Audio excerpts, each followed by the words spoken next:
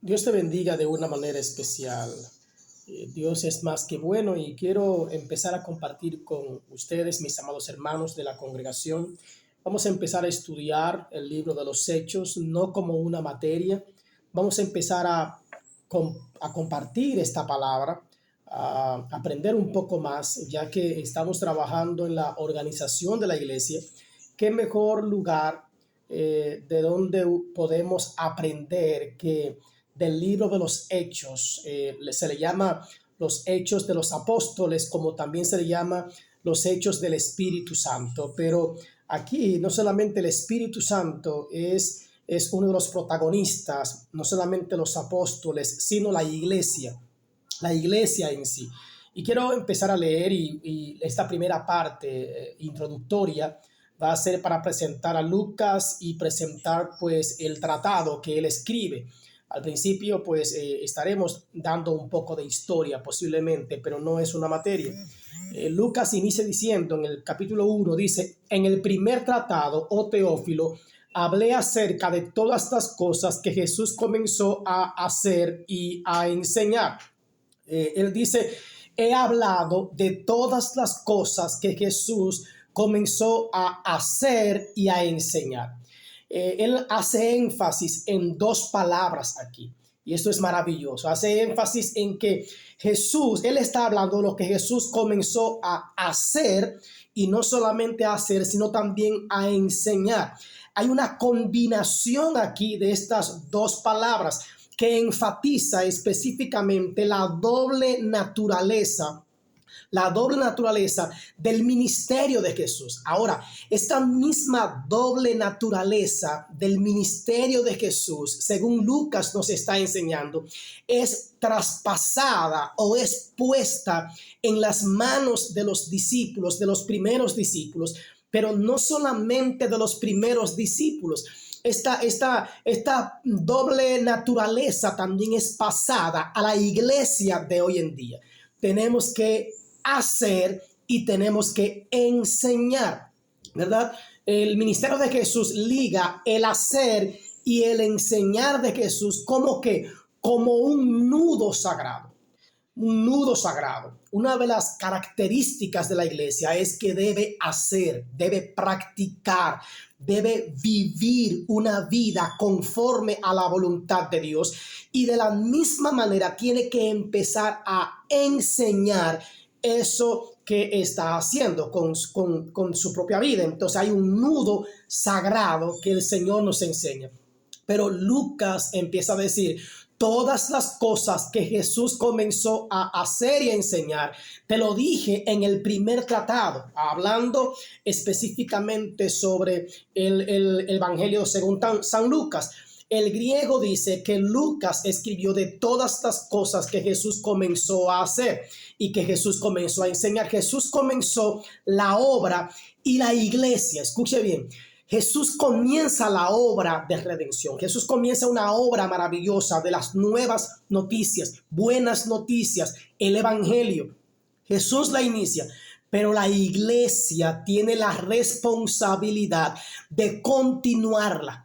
Nosotros como iglesia tenemos la responsabilidad de continuar la obra que Jesús inició. Las palabras es hacer y enseñar, que resumen los dos aspectos principales de toda la vida de Jesús. El hacer y enseñar fue todo lo que Jesús hizo para educarnos y para enviarnos a hacer su obra.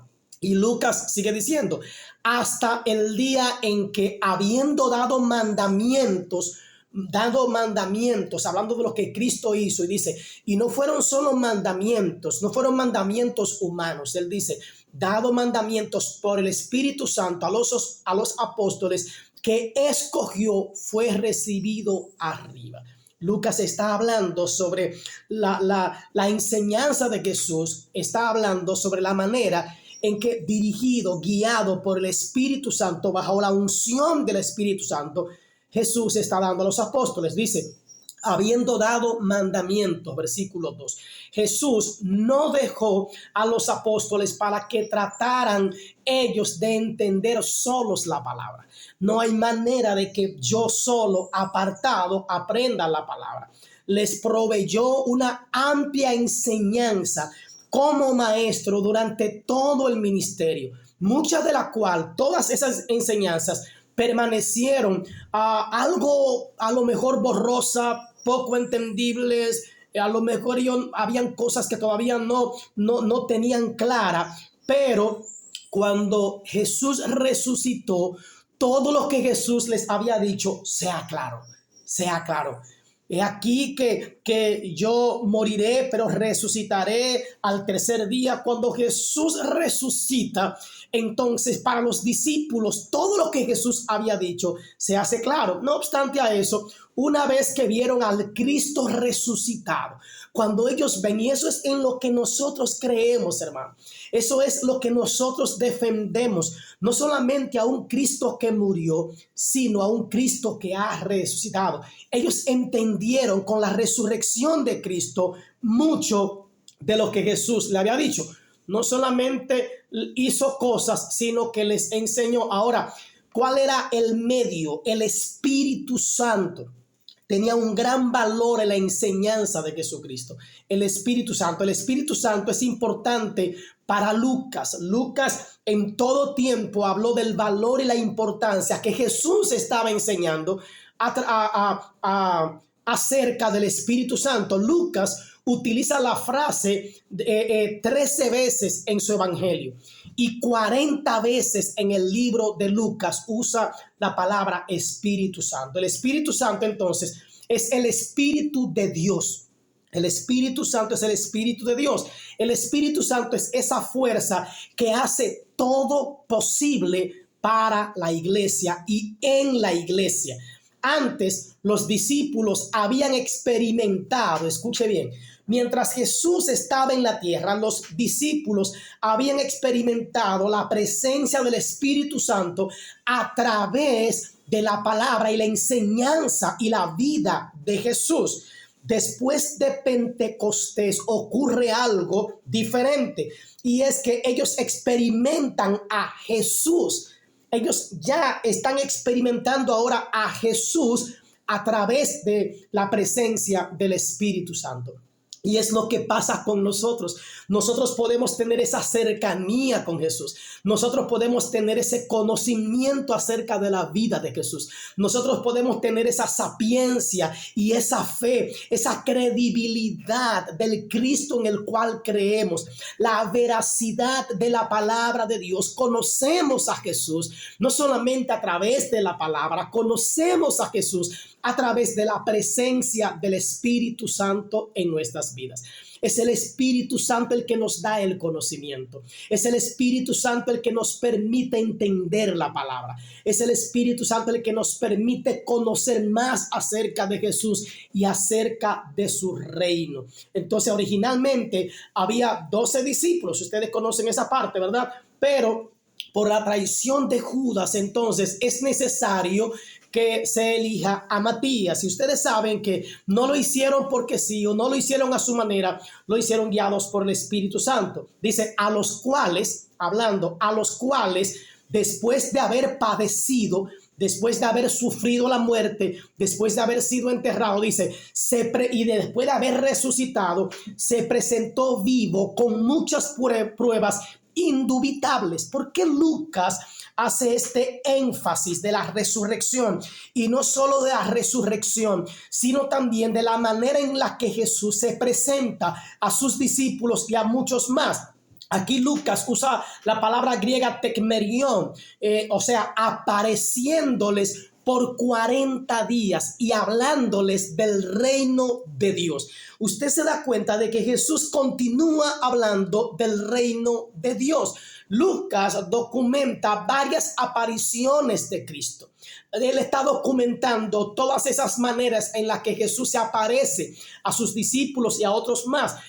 Él hace énfasis en el Cristo resucitado, notando nosotros de que sin la resurrección entonces todo lo que hablamos hoy, todo lo que sabemos hoy, todo lo que predicamos hoy no tuviera sentido, hermano.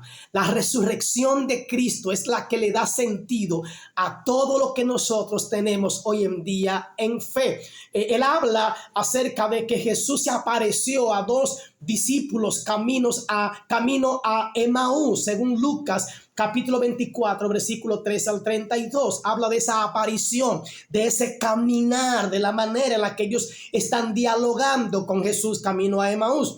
Y dice también que a Pedro, según Lucas 24, 34, se le apareció, y que también se le apareció a sus discípulos. Lucas 24, 36 al 43. Son textos que hablan de la aparición de Jesús. Jesús comió, dice, que comió un pedazo de pescado asado delante de sus discípulos cuando él los llama, cuando ellos están pescando, y él se le aparece, y es ahí donde hay una conversación, ¿verdad? Con Pedro: me amas más que esto, y todo eso. 24, 42 al 43. Otras confirmaciones importantes acerca de la resurrección de Cristo se relata en Mateo 28, 18 al 20, en Juan 20, versículo 21 al 22, en la primera carta a los Corintios 15, 5. ¿Por qué?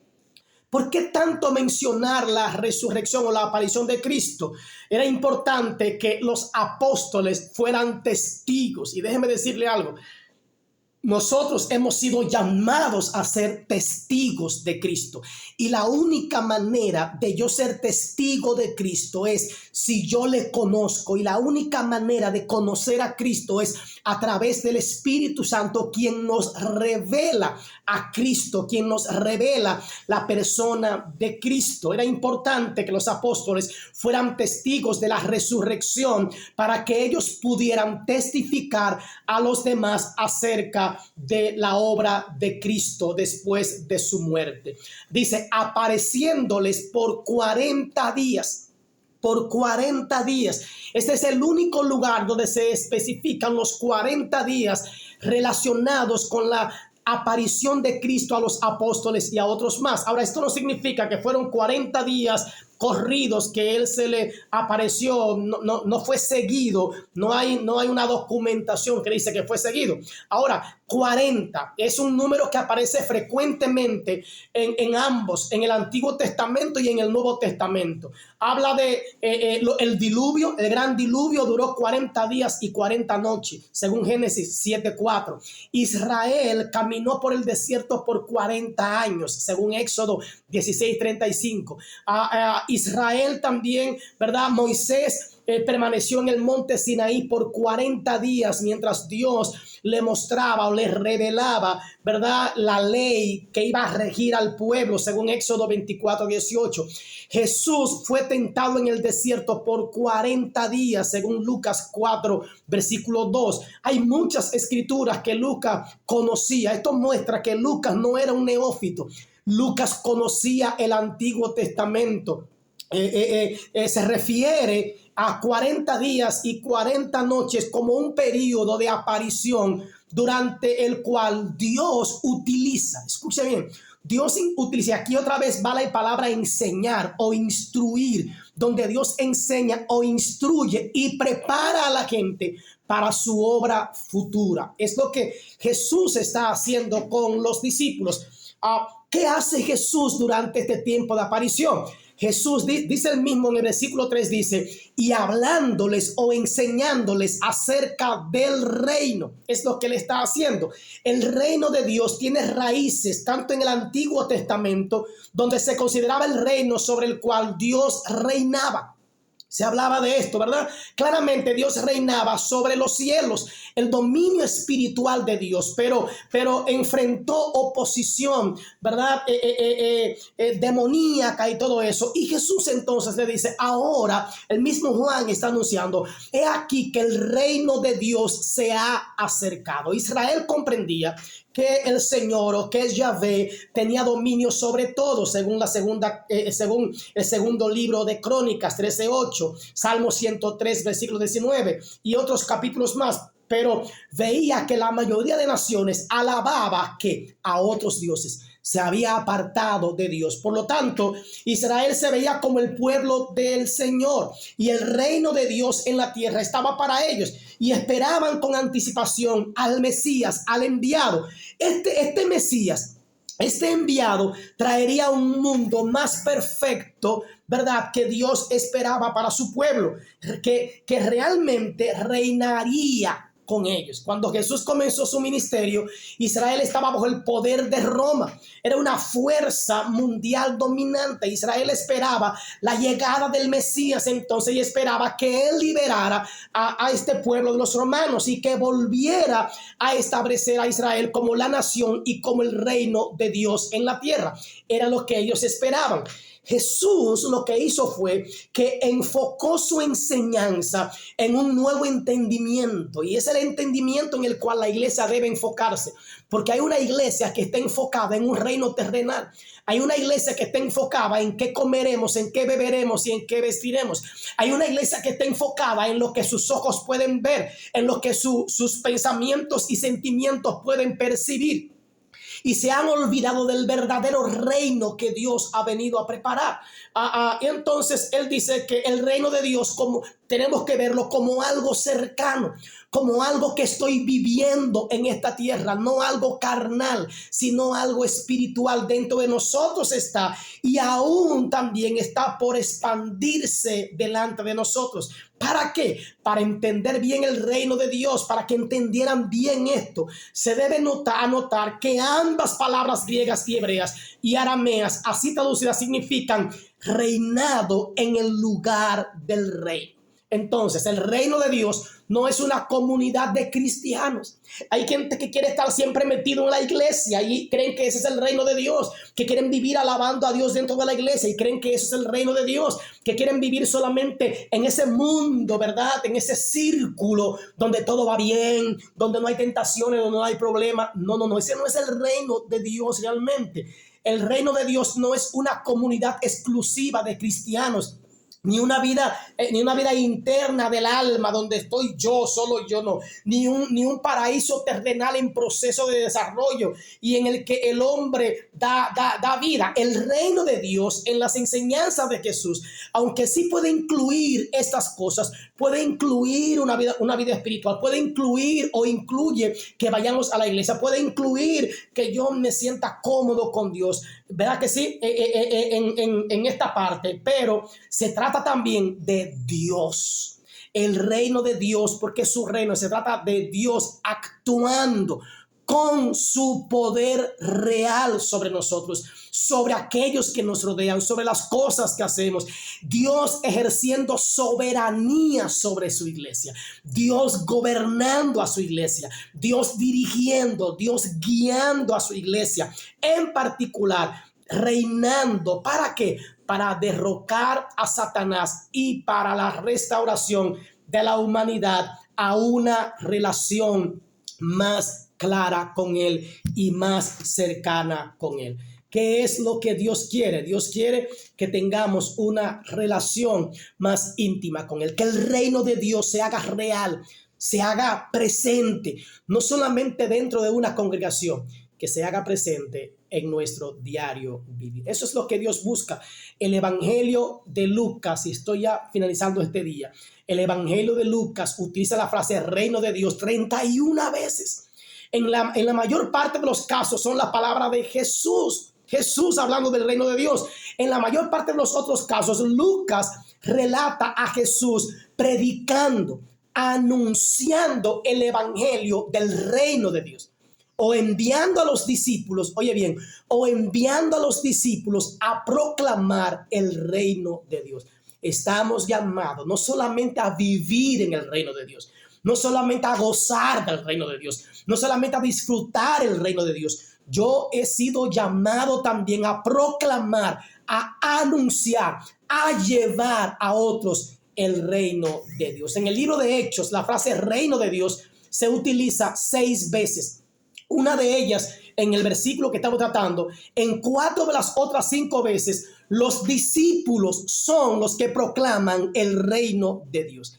Estamos llamados a llevar, a anunciar, a proclamar, a gritar a voz en cuello el reino de Dios. Pero para yo poder proclamar el reino de Dios, para yo poder anunciar el reino de Dios, yo primero tengo que vivir en ese reino. Debo conocer ese reino. Debo participar del reino de Dios. En el caso que Pablo y Bernabé alientan a los discípulos para que permanezcan fuertes en la fe, diciendo: por muchas tribulaciones entremos en el reino de Dios. El reino de Dios no siempre será gloria, gloria, gloria. No siempre estaremos de gloria en gloria y de victoria en victoria. El apóstol dice: por muchas tribulaciones entremos en el reino de Dios. Aún en las tribulaciones podríamos decir: diga el débil, fuerte soy.